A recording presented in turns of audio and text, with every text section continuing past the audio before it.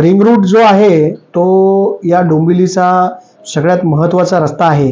डोंबिवलीमध्ये जे विकास कामं होत आहेत, म्हणजे मोठा गाव मानकुली जो ब्रिज आहे, त्याच्यानंतर डोंबिवलीची इतर विकास कामं आहेत, त्यांचा कायापालट करणारा हा रिंग रूट असणार आहे।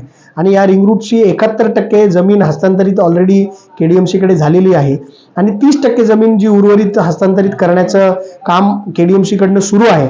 त्या जमिनीमध्ये काही शेतकऱ्यांनी आंदोलन केलं होतं, परंतु गेल्या 1 महिन्यापूर्वीच मी मुख्यमंत्री एकनाथ शिंदे साहेब आणि डॉक्टर श्रीकांत शिंदे साहेब यांना दोघांनाही पत्र दिलेलं आहे की या रिंग रूटमध्ये किंवा डोंबिवलीतल्या अनेक रस्त्यांवरती ज्या लोकांच्या जमिनी जात आहेत, भूमिपुत्रांच्या जमिनी हस्तांतरित होत आहेत, त्यांना 4 पट TDR स्वरूपाचा मोबदला मिळावा, जेणेकरून योग्य तो मोबदला मिळेल।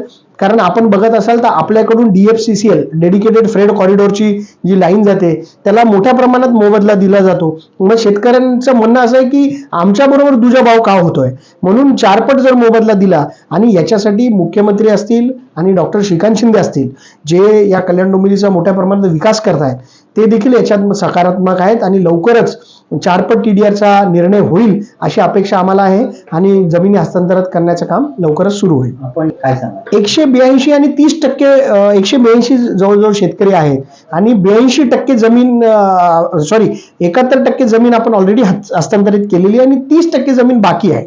तर ती जमीन जी बाकी आहे ती शेतकऱ्यांकडनं घेत असताना शेतकऱ्यांना योग्य तो मोबदला मिळावा आणि ज्यांनी पूर्वी देखील जमिनी दिलेल्या आहेत त्यांना देखील या मोबदल्याचा लाभ मिळावा याच्यासाठी आम्ही प्रयत्न करतो। पालिका काय घेणार आहे का? नाही, ज्या रिंग रूट मध्ये हा जो रिंग रूट आहे मोठा गाव टू दुर्गाडी फेज 3 याच्यामध्ये 0 अतिक्रमण आहे। याच्यामध्ये रोडमध्ये एकही अतिक्रमण नाही, म्हणून या रोडचं काम लवकरात लवकर पूर्ण होईल अशी अपेक्षा आम्हाला आहे।